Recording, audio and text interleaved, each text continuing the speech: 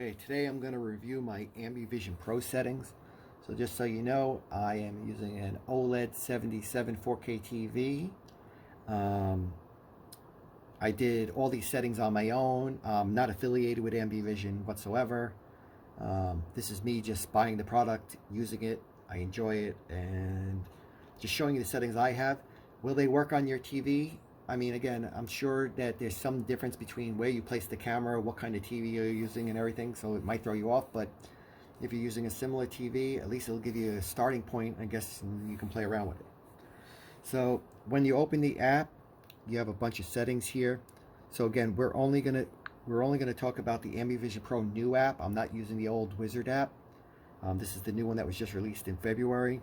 So when you first come in, you get basically a user-friendly menu that allows you to choose how you want the camera to react. So we're using the capture mode that's down here. So you can pick intelligent, smooth, fast, average, or user. So I'm using smooth. Smooth is recommended for movies. Um, you can use fast, smooth. I mean, I've used them both. I played around with them.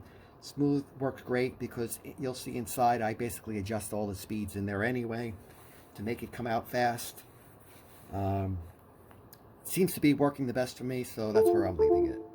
So first thing to do is to get into the menu again. So up top here is your on off button. So if I press here, that means my Ambivision is off. When it lights up, my Ambivision is on. I come into the menu. This is the regular menu. So when you first start in, there's 6 different options here, right? So the About Us and the add-ons, we're not going to discuss today because basically if you want to add on like Philips Hues or some other lights, you can. But right now, I'm just using the Ambivision Pro. So we're going to just go through each menu. I'll show you what I got, and I'll tell you what I think it does or what I'm doing with it. So first one is the LED strips.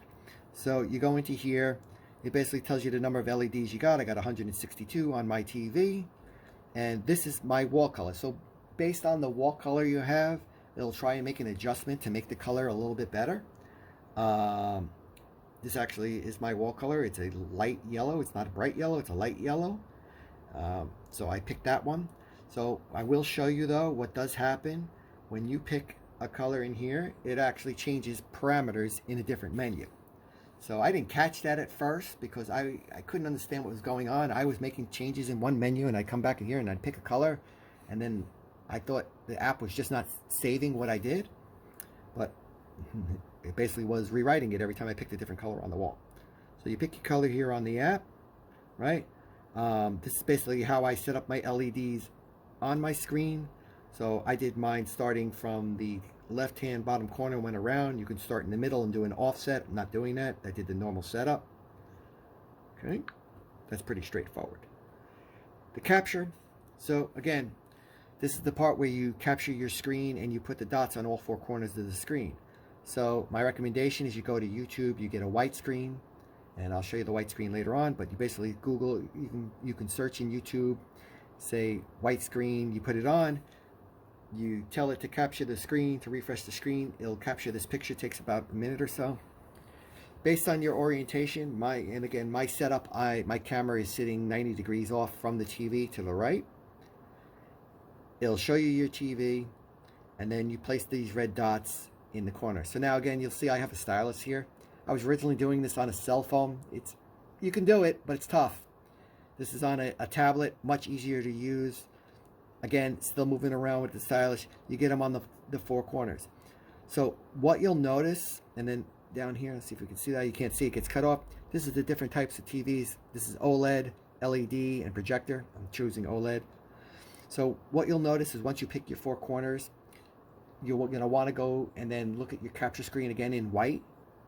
And when it's displaying the white border around the capture, if you see like one of the corners is dark or out or not there, it usually means one of those dots are either too far away or too far off from the corner. So you just play around with it and you'll see then it'll light up. You should have a full white screen around your whole TV, right? And again, don't worry if the color's a little bit off at first. It might be like a little, like mine was bluish, and I'll explain to you how I fixed that after. But basically, I'll show you what a picture of the screen should look like. You basically should have a white screen and it should be all white around. So this is what it should look like. One thing you want to do is go to YouTube and get a total white screen, which you can find if you search white screen. And when you're doing the capture from the Ambivision, you want to make sure you have a perfect white. You want to make sure that all the corners are lit up. If for some reason all the corners aren't lit up, most likely you have your dots on the screen in the capture section. They're not in the right spot, and when you play with them, you'll see they'll light up better. Okay? Okay, so now this is all about preference. So you go into your profiles. So now, some people want color on the TV all the time. You want the lights to be on all the time. I don't care if the TV is black. I don't care if the screen is, showing color, not color. I want lights to always be on. That is not what I went for.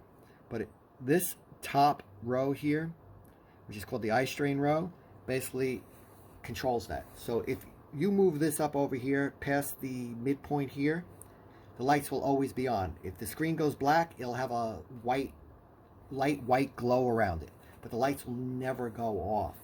That's not what I want. When I watch movies, like I'm watching space movies or something like that, and the screen is black, I don't want any light. Or if the screen goes completely black, I want the whole room to be black.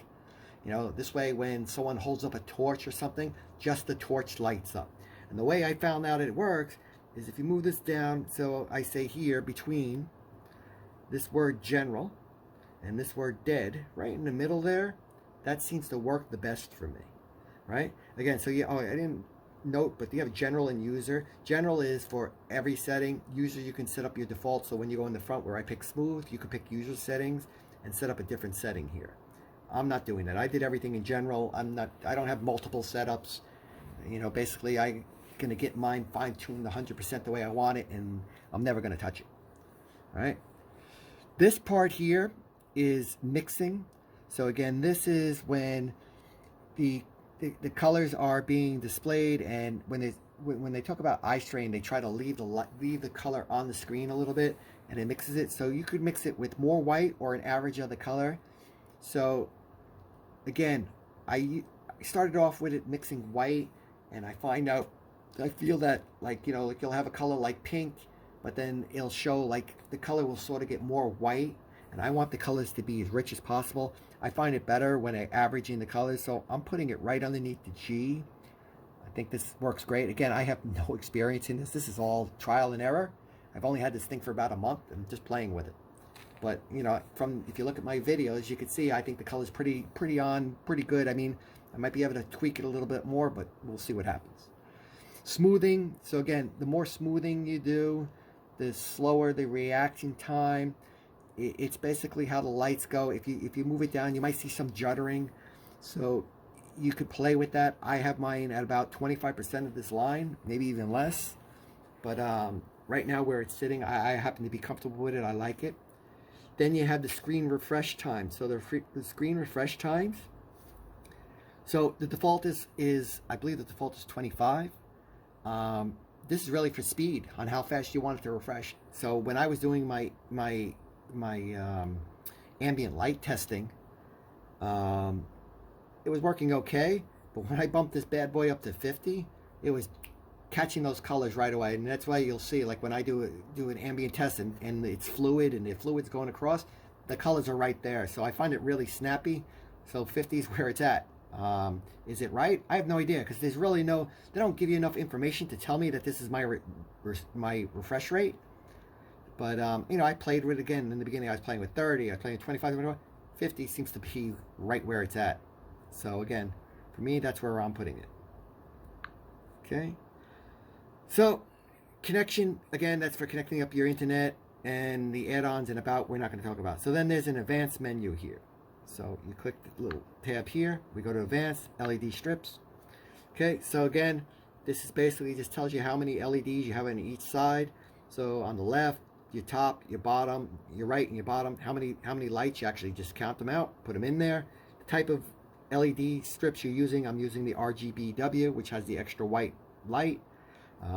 Definitely recommend getting the extra white light, because you don't want to be mixing RGB to get white, it's just bad. Here you can control the level of the brightness of each side of the TV. I got the left, top, and right all at the same, right in the middle, right? They're all at 0, which is the standard thing. I guess I could boost them up if I wanted more light, but right now that's where I'm leaving them. The bottom I have at -5 because, as I explained, the way the the OLED TV is designed, the bottom is where all the components are. And unfortunately, my TV is so close to the wall that the lights on the bottom pretty much are just about a centimeter away from the wall, where the rest of the TV on the other three sides, it's about 3 inches. So I like my TV as flush as possible against the wall. If you're a little bit further, you can raise it up. I did have it up even with the other ones, but again, I also have a table underneath my TV and it reflects the light. So when I move the volume of the light all the way up to 0, it actually becomes distracting because it reflects off the bottom, and I find it takes away from the movies, and this just seems to work best for me. Okay, and then again, it's all preference and it's all about your own TV. Okay. Next piece we have here is color. So now color, and when I first got this, I was playing around with these. I'm moving around, playing with the color. This is the one that changes based on your wall color. So if you change your wall color, it updates all these colors. So I was sitting around playing with these, and then I go in and touch my wall color, and I come back and I'd be like, everything's screwed up. What happened? And then I realized it was changing the color. So my best recommendation here is you hit reset default, which will make all these 100, all these 1. Then go in and pick your wall color, and you'll see these all change to what you need. This is basically my wall color yellow, right? And I could fine tune it if I want, but right now I'm leaving it where it is. Okay. Next piece is your camera option. Okay, so here is how the camera actually captures the image. So you're setting the offsets on the top and the bottom. I set mine 1 and 1, and how much of the screen it's actually capturing. So it's capturing in 25% top, left, bottom, and right. So these are the defaults. And again, based on their documentation, the defaults could be 5.5, 25.25, or 1.1, 25.25. I find 1.1 works fine. They recommend using the defaults. I didn't see anything better by reducing it, so I'm leaving the defaults.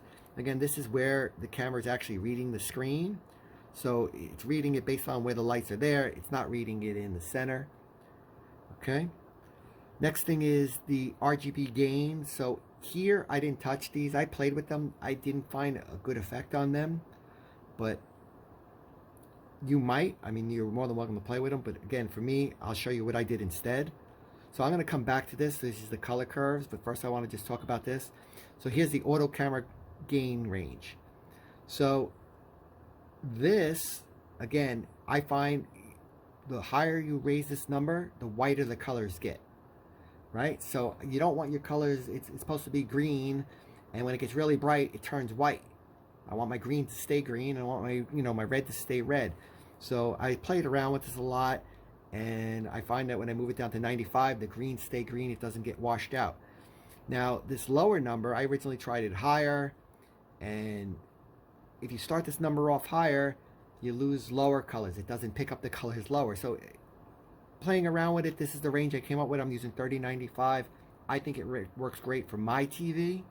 Again, you guys can play around with it, but right now it's working perfect. Delay, I'm using a delay of 2. You can use a delay of none. 2 seems to be working great for me. Again, why I'm using 2? Just playing around with it. I kept moving the slider around, watched a little bit of this. 2 seems to work the best. So again, it's all about, preference. So color curve. So in here, you can change the colors, right? So if you choose the white will change all red, green, and blue. Here you can change just the blue, just the green, just the red. So if you'll see, I only adjusted the red. All my other ones are linear. So every other color is just going straight across. The red I adjusted. And the reason why I adjusted this, and again, when you're looking at your perfect white screen, so you're gonna YouTube a white screen, you're gonna put it on, and then you're gonna look at your screen, and then your screen's either gonna be perfectly white, or it might be a little bit blue, or a little bit red, or a little bit green. Mine was a little bit blue. So yeah, you'd think you would adjust the blue to get rid of that blue. No, that wasn't the case.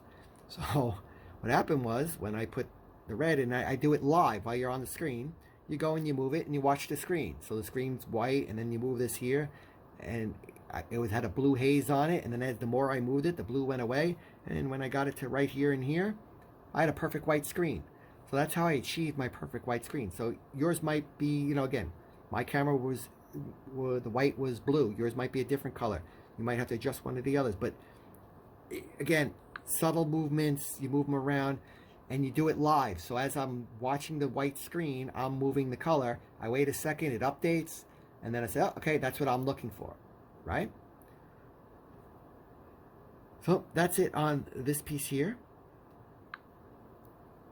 Then we got Miscellaneous, and again, Miscellaneous. This is, okay, so, well, one thing you want to do when you're doing your testing, you're going to want to uncheck this keep working while in the dark. So what happens is if when you're testing lights and you're in the dark, it'll keep turning off when there's no light. So you're going to want to do that. You might have to do a threshold while you're doing it. I'm not using any of this because basically for me to turn on and off my Ambivision, I'm using the remote control. The remote control is right here. You basically, this will allow you to program any button on your remote control. It learns your remote control doesn't learn it. So if you have a cable box remote or anything, you just pick 3 buttons. You press start here. You basically press the button, let it go, press the button again, it's saved. Press the button, let it go, press the button and save. You get to program 3 buttons. You get to program your power. You get to program your menu option, which is capture or mood or music, and then the other one switches between the items in that mode, right? Pretty straightforward. Again, I'm not using any of this stuff. You can have the thing turn on and off by itself. You can have it stay on, this little timer lamp. Basically what happens is that when you're done watching TV and you turn off your TV, it'll stay on for, I think, 60 seconds or 30 seconds until, you know, it'll just automatically time off. I don't like lights coming on and off by themselves. I like to control my stuff, so I'm not using any of this stuff. This mood speed, again, this is mood lights. You know, I'm not doing showing you my setup on this because mood lights is basically you pick the color of the light you want and how fast you want it to move. Not using those, right? Okay, so that's really it. That's my whole setup. Again, I'm not a professional light person, color, I don't know any of this stuff. I just bought the item, started playing with it. You can see the videos I got, you know, they're in the link below. You'll see, you know, I did a whole bunch of tests and shots. I think they look really great. You might even get it to work better. I hope this helps you out, and until next time, thanks a lot.